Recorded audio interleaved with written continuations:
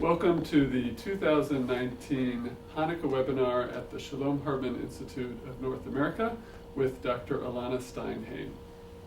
My name is Rabbi Justice Baird. I'm the Senior Vice President for National Programs here at the Shalom Hartman Institute and also a proud alum of RLI-5. Before I introduce Elana, let me make two plugs for the rabbis who are out there for this learning session. The first is that the 2020 Summer Rabbinic Torah Study Seminar in Jerusalem is open for pre-registration. The topic this year is Truth and Reconciliation, Integrity and Pluralism in a World of Partisanship and Me Too. In an era of virtual realities and social media echo chambers, how can we maintain both integrity and open-mindedness to multifaceted truths? I was wondering, Elana, if you already have your summer shiur figured out for 2020. We're working on it. It's not exactly a simple topic. Yeah, let's put it this way. I can say I'm thinking about these things every day. Good. The second plug I wanted to make is that you may have heard a new iEngage series. It's about to be released in January. It is the series title is Together and Apart, The Future of Jewish Peoplehood. And it has 14 units on topics like nationalism, including the nation-state law, anti-Semitism and anti-Zionism, dual loyalty, and identity politics. So for more information about the 2020 Rabbinic Torah Study Seminar or the new iEngage series, just go to the Hartman website. So let's launch our learning. Dr. Elana Stein Hain is scholar in residence and the director of faculty here at the Shalom Hartman Institute of North America. The title of her shiur is The Many in the Hands of the Few, on Power, Morality, and Nature. So, Elana, we're ready. Thank you very much, Justice. And thank you to everyone who joined. I'm sorry we got started a little bit late. We appreciate your patience. What I want to do with you for the next 45 minutes is I want to talk about the two major themes of Hanukkah and consider how they might be connected in rabbinic thought in a very deep ideological way. The two major themes of Hanukkah, or what's celebrated on Hanukkah, are number one, the miracle of the military victory. The military victory that we talk about is actually quite an unnatural military victory. It's a victory of the few over the many. That's not usually the way things happen. The other major theme, or the major cause for celebration on Hanukkah, is the miracle of the oil lasting for 8 days. Yet another example of something that's rather unnatural. If you usually would put in a certain amount of oil that should last a certain amount of time as fuel, it's going to run out when it's supposed to run out, and yet the miracle that we are celebrating, according to the rabbis, is a miracle of the unnatural, something that shouldn't happen, that does happen. And by describing these two themes in this way, what I'm trying to get at is that I actually think that there's something very deeply connected here about the question of what power really means, what nature is, and what rabbinic thought thinks religion should add to that conversation about power and nature, the way things should work, and the way that we see them play out in miraculous moments.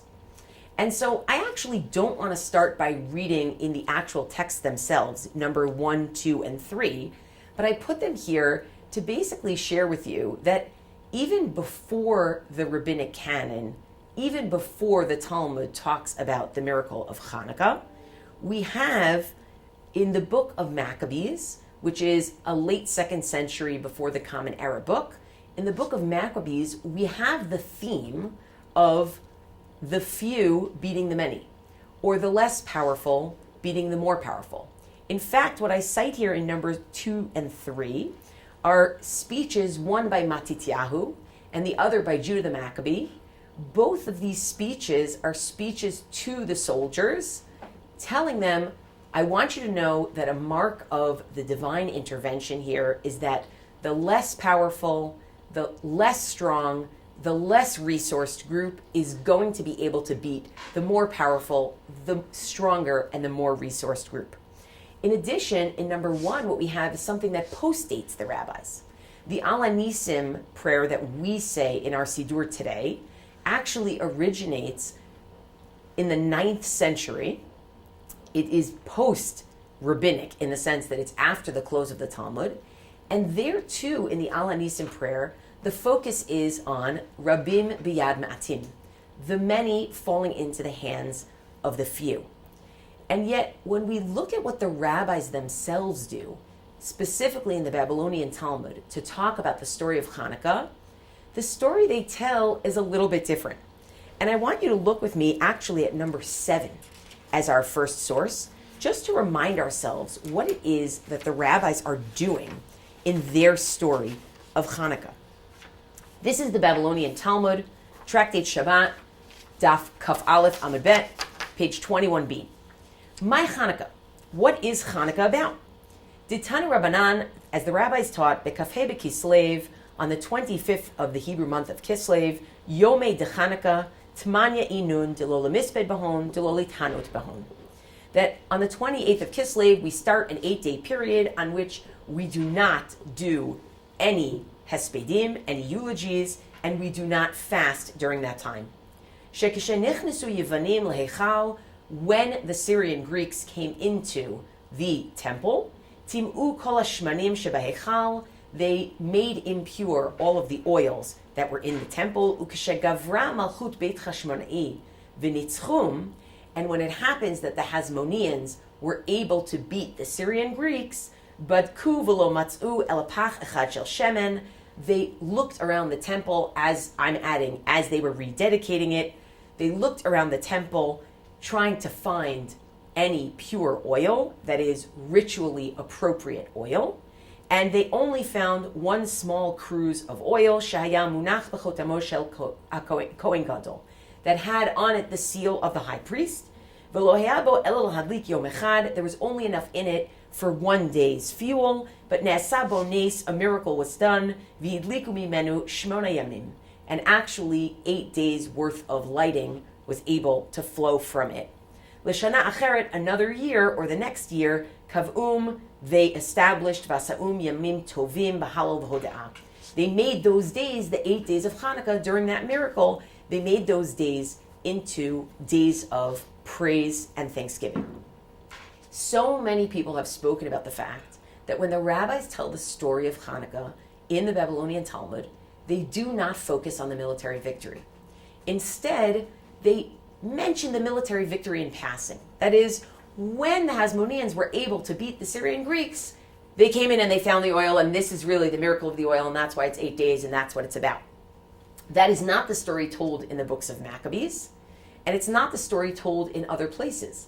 And yet, for the rabbis, it seems that the focus on the oil lasting 8 days is as important, if not the actual climax of the story, as the military victory might have been for other people.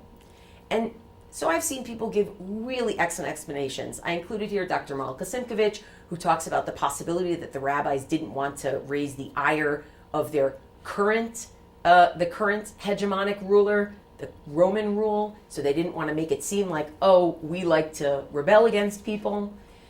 I've seen explanations that have to do with whether the rabbis actually liked the Hasmoneans or not. It was strange that the Hasmoneans were a group of priests, were Kohanim, and they took over the Malchut, they took over the sovereignty of a monarch, which was not necessarily appropriate, and the way that they did things corrupted Judaism to a degree, so maybe they didn't want to focus on that. But today I actually want to offer something different, which is a suggestion that the rabbis themselves see a deep connection between the idea of oil lasting beyond what it naturally should and the idea of the few unnaturally being able to beat the many. And for that, interestingly enough, we're going to look at rabbinic thought that is not about Hanukkah. That's actually about polemics between the rabbis, not the Greeks, but the rabbis and the Romans. And I think we'll discover something very deep about the way the rabbis think in general about physical military strength and about the power of nature. So let's dive in. We're going to look at two conversations between Rabbi Akiva and Tineus Rufus. Tineus Rufus is the Roman governor who's in charge during the Bar Kokhba revolt. So as the rabbis are creating this dialogue between them, the dialogue that they're creating is really between the leader of the Bar Kokhba revolt, who's representing Jewish interests, Jewish thoughts, Jewish ideas, and the person who essentially puts down the Bar Kokhba revolt and likely is responsible for the death of Rabbi Akiva, the person who represents Roman ideas and Roman power, and we'll see what happens in their conversation. So we're looking at number 4. Our first discussion actually does revolve around nature. Doesn't seem to revolve around power. We have in number 4, Breshit Rabbah, chapter Yud Aleph, chapter 11, or Parsha Yud Aleph. Breshit Rabbah is written between 300 and 500 Common Era, so same time frame as the Babylonian Talmud, though taking place in Palestinian hands in the land of Israel, that is. Turnus Rufus Harasha, the evil Turnus Rufus, Sha'alet Rabbi Akiva, asked Rabbi Akiva, Amar Le, he said, Ma Yom Miyamin. Why is today different than any other day? And we'll see in a minute, he's talking about Shabbat. What makes Shabbat different than any other day? Rabbi Akiva responds, Amar Le, Ma Gever Beguvrin. What makes you different than any other person? Turnus Rufus wants to make sure that he heard Rabbi Akiva right. Amar Le says, Ma Marit Lach, what do you think I said to you? Uma Martali, and what did you say to me? Amar Le, Rabbi Akiva answers him, Amartali, you asked me, Ma Shana Shabbat Mikol Hayamim, how is Shabbos different, or why is Shabbos different than all of the other days of the week? Amarti Lecha, and I said to you, Ma Rufus Mikol Guvraya. Why are you different than any other person? In other words, why do you have power? Why do you have an elevated status over other Romans? Amar Lo, so Tineus Rufus answers him, Sheratzah HaMelech L'chabdo. The reason why I have my status is because the king wanted to honor me. So, Rabbi Akiva says, Af zeh ratzah HaKadosh Baruch Hu L'chabdo. God also wanted to give, just as your king wanted to give you a certain degree of kavod, a certain degree of honor, God wanted to give Shabbat honor. What is that really saying? What Rabbi Akiva says is, it's actually rather subjective. Just as the king would decide that you are going to be the governor, as opposed to someone else, and I'm not saying it's because you're someone better, it's because you are stronger, it's because you're smarter, but actually that's just the king's decision. I'm telling you that when it comes to Shabbat, the reason for Shabbat is not because Shabbat is somehow in reality inherently different from the rest of the week, but it's simply because of revelation, because that's what the sovereign decreed. That's what God decided. Turnus Rufus pushes further. Says, Minayin ad modali. How do you know that? Where can you actually see that in the world that Shabbat is supposed to be different? It's not enough for me to hear that your sovereign decided that this day should be different. I need some evidence. I need to see it in the world. And Rabbi Akiva's answer is actually kind of cheeky. Amar Lai, he says to him, Nahar Sabbatyanus Yochiach. The Sambatyon River will prove it. How will it prove it? Shemoshech Avanim Kol HaShavua Uveshabbat Meniach. Actually, the entire week, the Sambatyon River flows normally, and it can actually flow so strongly that it moves rocks along. But on Shabbat, it somehow mysteriously stops. Turnus Rufus does not like this answer. Amar Leila Nagdat Nugidli Etma, this is ridiculous. You're just basically throwing me to the wind. You're just trying to get me off your scent. That's not evidence. Now let's pause for a minute here. What Turnus Rufus asks Rabbi Akiva for is he asks him for proof, for evidence in the world, and I'm going to actually say in nature, that Shabbat is actually supposed to be different. Don't quote me revelation and rules.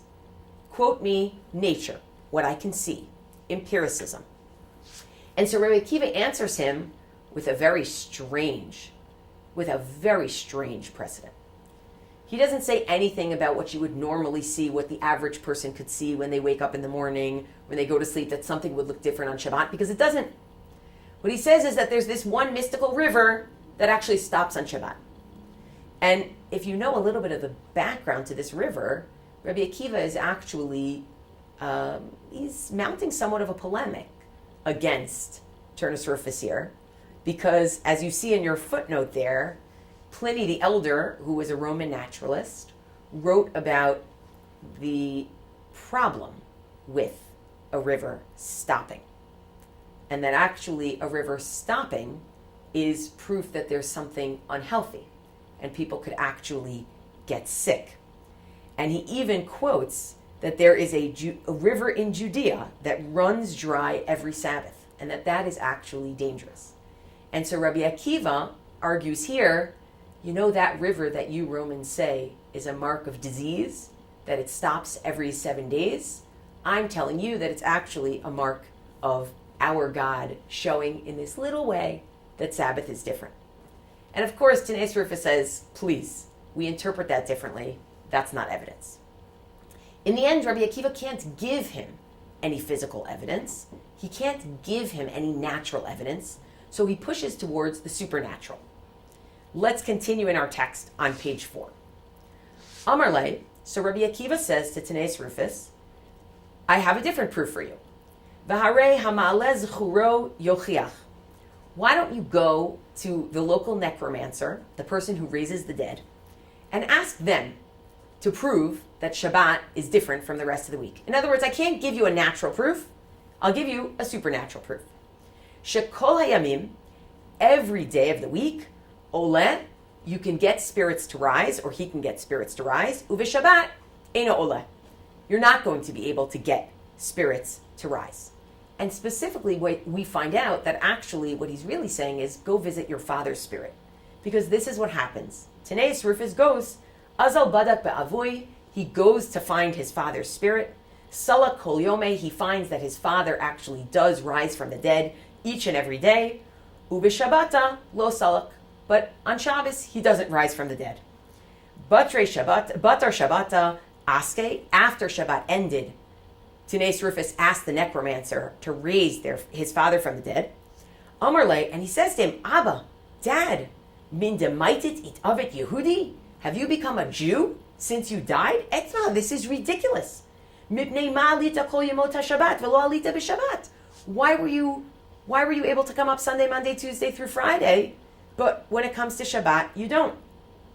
Amar lo, he responds, Kol mi she'eno mishamer Shabbat etzlechem, anybody who does not observe the Sabbath among you, the living, birtzono, by their own will, mishamra hachabal korcho, they keep it here against their will. This, remember, Turnus Rufus is having this conversation with his father to try to figure out how Sabbath is different. Amar lo, and so he says to his father, Uma amal yesh lechem sham. What work do you even do that on the Sabbath you stop? Amar lo, his father answers him, Kol yemot haShabbat, every weekday, anu nidonin, we are judged in hell. Uvishabbat anu ninochin, and on Shabbat we rest. So Turnus Rufus comes back to Rabbi Akiva and he says, okay, we have our proof. The proof is not natural. It's not from nature. I can't see it empirically. I have to go to metaphysics. Chazaro Rabbi Akiva, he goes back to Rabbi Akiva. Amar lo, he says to him, Im kitvarecha, if you are right, she'akadosh baruch hu kibed et haShabbat, that God wants to give honor to Sabbath, then al yashiv baruchot, al yorid bageshamim. Then again, I don't understand why I can't see this in nature. Then maybe God shouldn't allow winds to blow on the Sabbath and shouldn't make rain fall on the Sabbath. In other words, if your God really says that this day is different, I should see something in nature that tells me, evidence that this is different. Amar le, he responds, Tipach ruche dahu gavra, essentially, you should rot, essentially. Kazeh shemetaltel arba amot.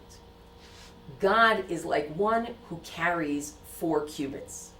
Now, it's not very clear from the critical edition that we're looking at what that exactly means, but later interpreters have suggested that actually, and in fact later versions of Breshit Rabbah say this explicitly, that Rabbi Akiva's response to Turnus Rufus is, God is carrying in God's own domain or God's own backyard, and just as someone can carry in their own backyard 4 cubits on the Sabbath, God can do whatever God wants in God's world on the Sabbath.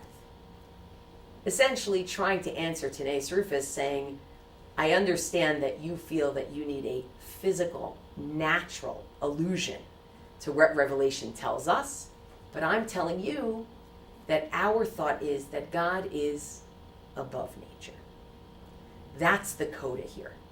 This whole discussion back and forth of, can you prove to me that Sabbath is different in nature? Because nature will have the jurisdiction, has the authority to tell me what should be. Rabbi Akiva is denying that entire line of thought and suggesting, no, you don't understand. The way we think, it's not about what nature tells you. God stands above nature. And if you had any doubt about this being the theme, appended to this is another fabricated conversation.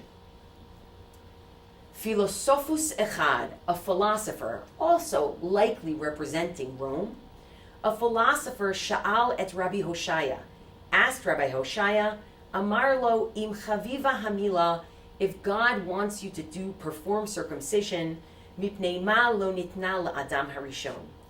Why is it that the first human being was not born circumcised?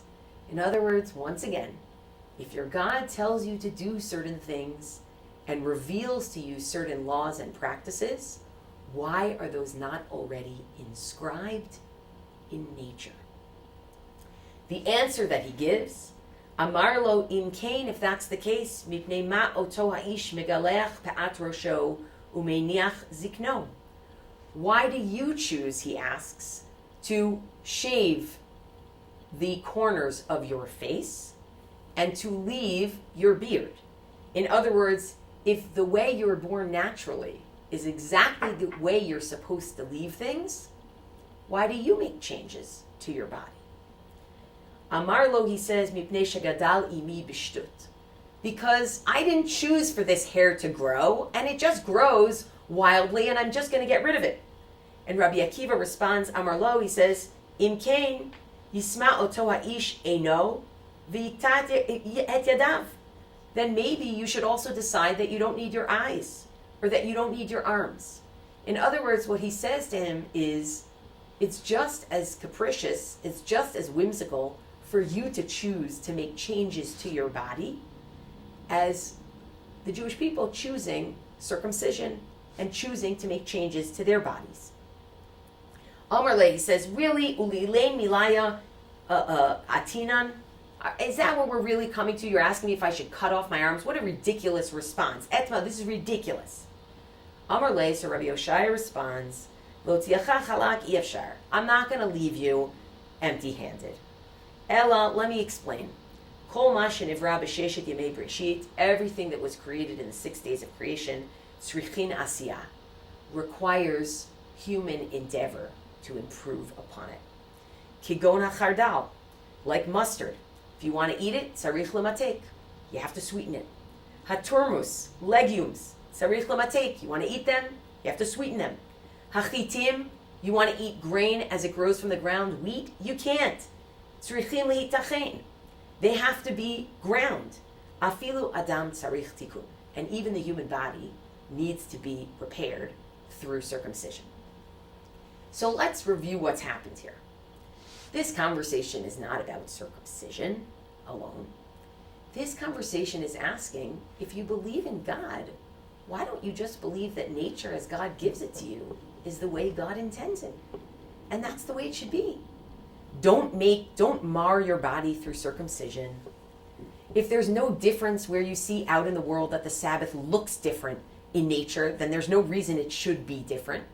in some ways you're disrespecting God's creative power by changing what God has made in nature into something else.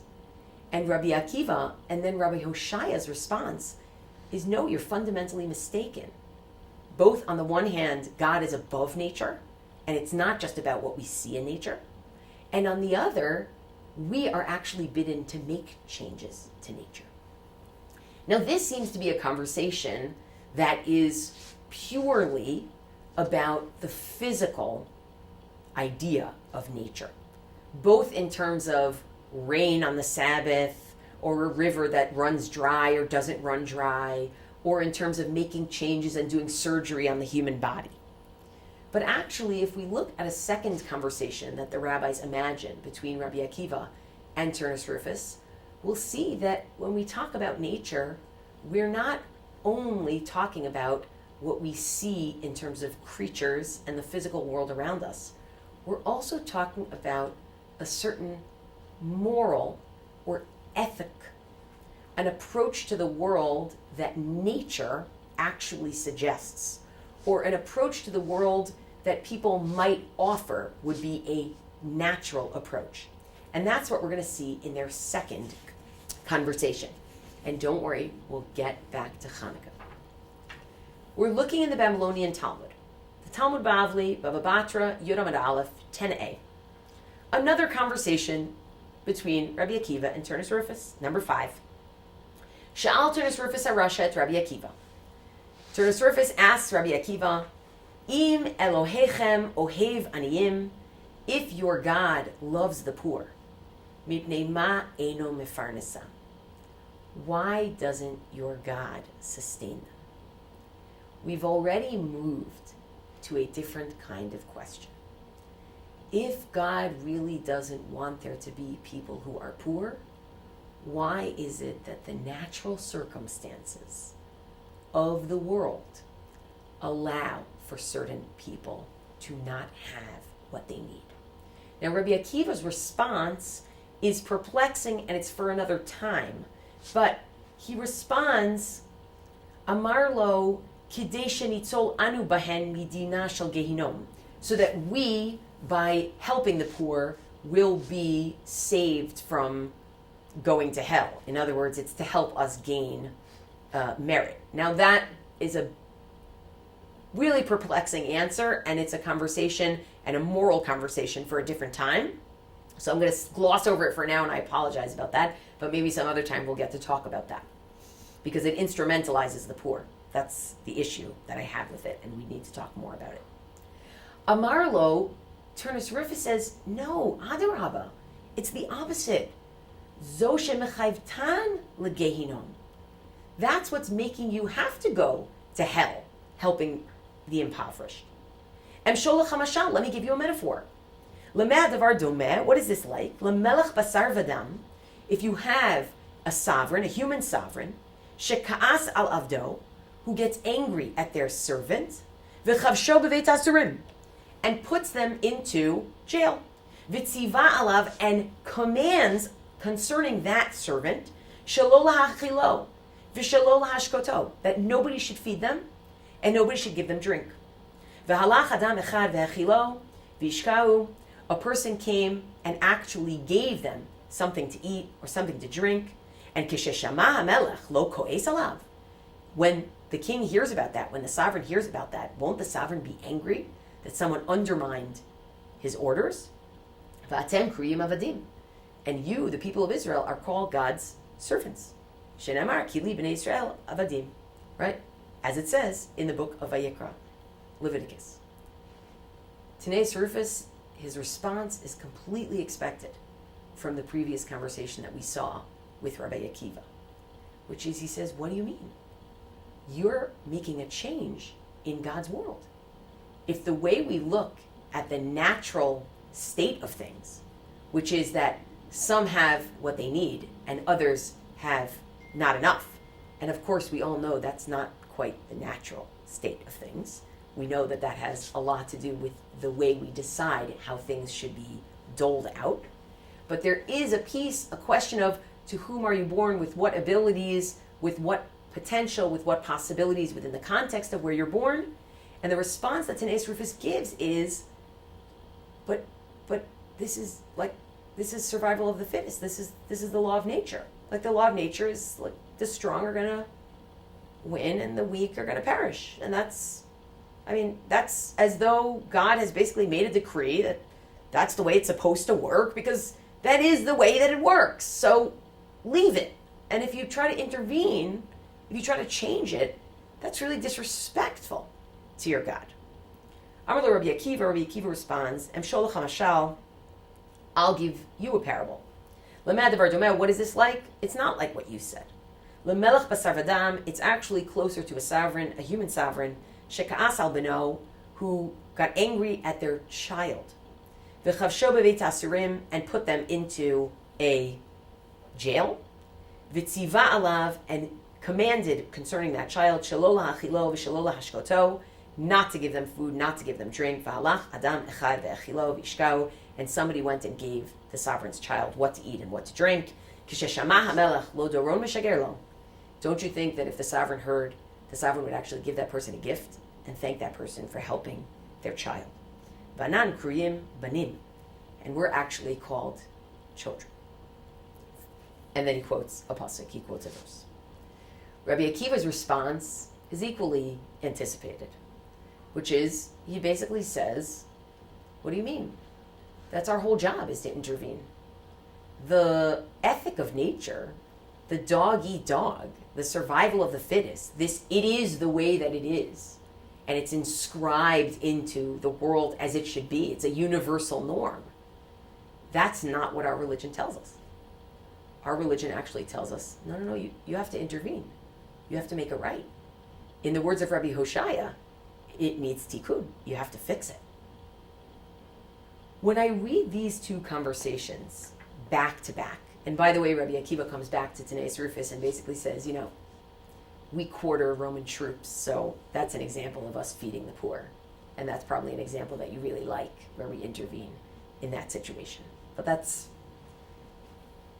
all part of this polemic, it's all part of this conversation of asking what we see around us in the world, what appears to be natural, the way things work, whether we're talking about the beauty of the human body at birth, or we're talking about the fact that each and every day naturally kind of looks just like each and every other day if you look outside, with exceptions of weather patterns, or when you think about the morality of nature, which is that the strong survive on the backs of the weak, and the weak remain weak unless someone intervenes and is willing to give up of their power.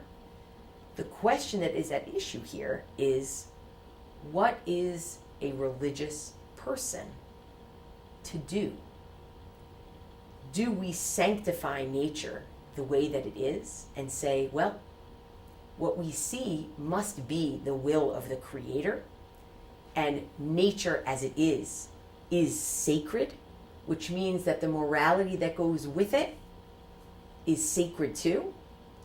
Or, as Rabbi Akiva keeps pushing, and Rabbi Hoshaya keeps pushing, our God is not a God that is trapped in nature, but our God is a God who wants us to be able sometimes, and I'm going to use a word that's subversive, sometimes to subvert nature. Sometimes to say, well, maybe in the universal norm, the Rabbim would win, the many would win. In our story, we want the Me'atim to win. We want the few to win. We want the less resourced to win. While maybe for those who would venerate nature, the idea of the menorah being able to be kindled for one day is enough, in the sense that that's the natural state of things. That's the way things work. In our story, what we're actually looking for is something that pushes beyond nature, beyond the natural law. It's pushing for something that is extraordinary, something that is different. What we looked at here is really something that does not take place for the rabbis in the context of their conversations about Hanukkah, but I think that they are deeply, deeply related to the conversations about Hanukkah. And asking ourselves that actually the way that we try to parse out the difference, or maybe even thinking of one as trying to overshadow the other, the difference between talking about Hanukkah as a time where unnaturally the few beat the many, versus talking about Hanukkah as a time when unnaturally we have this still quiet miracle of oil burning longer than it should. I actually think that for the rabbis, these are deeply intertwined. And they speak to God's role as being above nature and Jewish destiny as being something that does not have to fall into the moral patterns that have been so pervasive for all of human history. Now, I want to say two more things before I open for questions for a few minutes. There are two things about this that I think can be disconcerting. Number one is, wait a minute. If what I'm suggesting is that in the rabbinic mindset, and by the way, even in the biblical mindset, the idea of starting the Bible with creation is a way of saying God is outside of nature and not just in it. The idea of suggesting that a rabbinic mindset and maybe a biblical mindset is that part of the belief in God is about being above nature and even subverting nature, even manipulating nature. Well, one second, isn't that what brings us to our problems of climate change and the like right now? That human beings believe that they can do whatever they want in nature. So how do we actually keep this within its proper limitations? So I think that's a great question. I think there are other places where the rabbis talk about this, whether in their conversations, and extensively in their conversations about Bal Tashchit, about the biblical prohibition to destroy wantonly parts of nature, but not even just nature, things that are made out of natural materials and the like, or just the conversation in general of what it means for human beings to be below God. In other words, God is above nature. Human beings are given permissions to manipulate nature, but not just any permissions to manipulate nature. So that's one. And I think that actually, instead of pretending that there's no tension here, it's better to actually say there is a tension, and it's a tension that's worth thinking about. And then the second is that, in some sense, if we're trying to overcome nature, there's a way in which this can be dangerous to the human being. What does it mean to tell a human being we are endowed with nature, whether it's our physical being that gets a brit milah, or it's our instincts, or it's our desires, or it's our natural inclinations and needs? What does it mean to suggest that we want to overcome those things? Which undoubtedly, in Jewish ideology, there are places and times where we actually want to overcome those things. But here too, if you go too far, and this is a point that Michael Wishograd makes, 20th century theologian, and I cited actually the article for you in number 6, and I hope people will go and read it. It's not hard to find. He talks about how this also could be dangerous because human beings are the only members of the animal kingdom that can really consistently deny their own needs. They can consistently deny their own nature, and it can result in destruction. So here too, I would argue that what we're living in is more of a dialectic. So before I ask Justice to come back on and to see if there are questions from people who sent beforehand, or questions that Justice has thought about as he's listening, though he's not in this seat, he's sitting off camera, listening intently. I just want to say that what I hope is that what people can take away from this is twofold.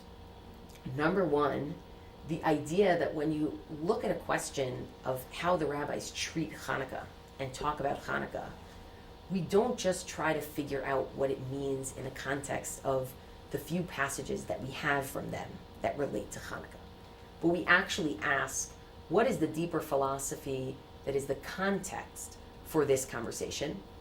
And number two, to be totally honest, because this is actually something that I'm playing with, it's something that I'm constructively creating and thinking about.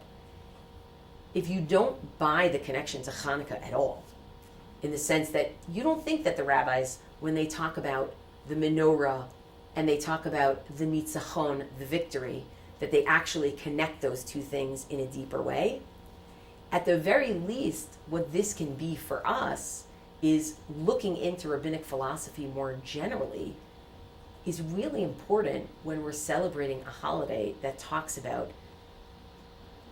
military victory, and a military victory that is specifically about the underdog winning, and knowing that after that, after the military victory, things do end up getting out of hand. And I think that's a very important cautionary tale for us. And likewise, I think when we talk about miracles in this day and age, which I think is not an easy topic to discuss, to think about what the idea of a miracle is actually suggesting. It's actually suggesting that what's divine is not only what we see each and every day and the way things usually happen, but sometimes the mark of the divine is actually going outside of that, whether it's a miracle that we ascribe to God or it's a miracle that's done in human partnership. Thanks very much. And Chanukah Sameach. Happy Chanukah. Hanukkah Sameach, everyone, and I want to thank Dr. Elana Stein Hain for such a creative and rich teaching and shiur about Hanukkah for 2019 at the Shalom Hartman Institute. We have time for one question, and so this is the question, Elana, that I was kind of working through in my head as I was listening to your shiur. I really appreciate how you took this conversation between Rabbi Akiva and Rufus about what is natural and how do we read nature theologically and what that means about what is supposed to happen and what God wants. So I was thinking about Hanukkah as a miracle versus an exception or unnatural event, and I'm wondering if they're just different, if it's a positive and negative way to read something that is unexpected or that wasn't quote unquote supposed to happen. And what happens if we start to read the Jewish people as either a miracle or an unnatural, very long exception to what's going on? So I guess my question is, as you were studying these texts and preparing the shiur, how do you think about sort of the positive feeling we have of a miracle occurred, like that's amazing, and the negative overturning of the natural forces that's what God wanted that we're reading into it?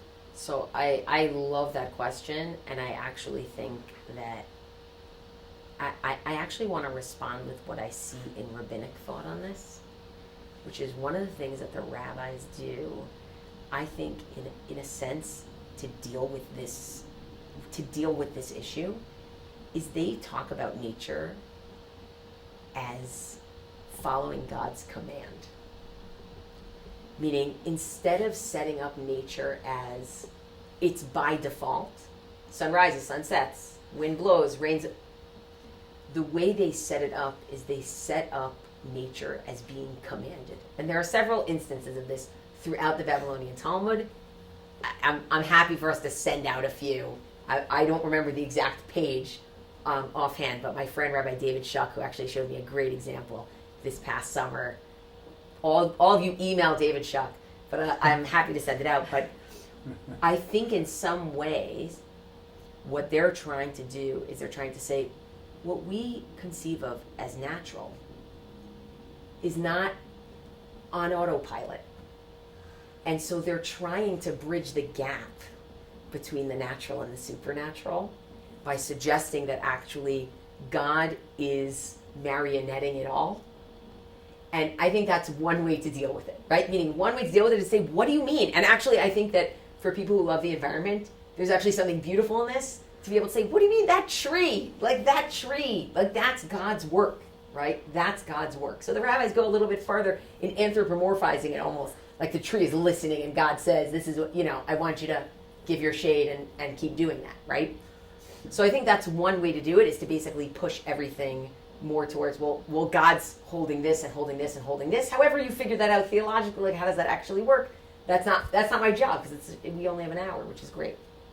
The other thing you could do is you could push to the other side.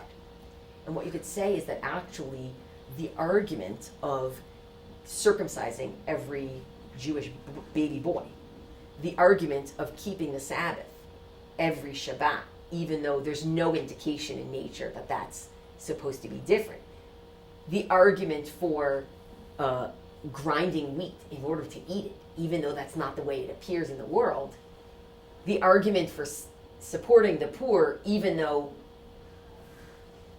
universal, right, is to say, actually, we're making a mistake. What's natural is going to be what we add to it. What's natural is going to be what God adds to it, right? All of this actually becomes a part of a story that's not about exceptions, but actually this is the story. You have different pieces of the story and they fit together in different ways, but don't create a binary either to the idea of, well, this is just sort of nature as it goes, humdrum, and then God's really there and there's something special. Don't push it all to God's only there and it's, push it all to the side of, no. What should be natural is something different.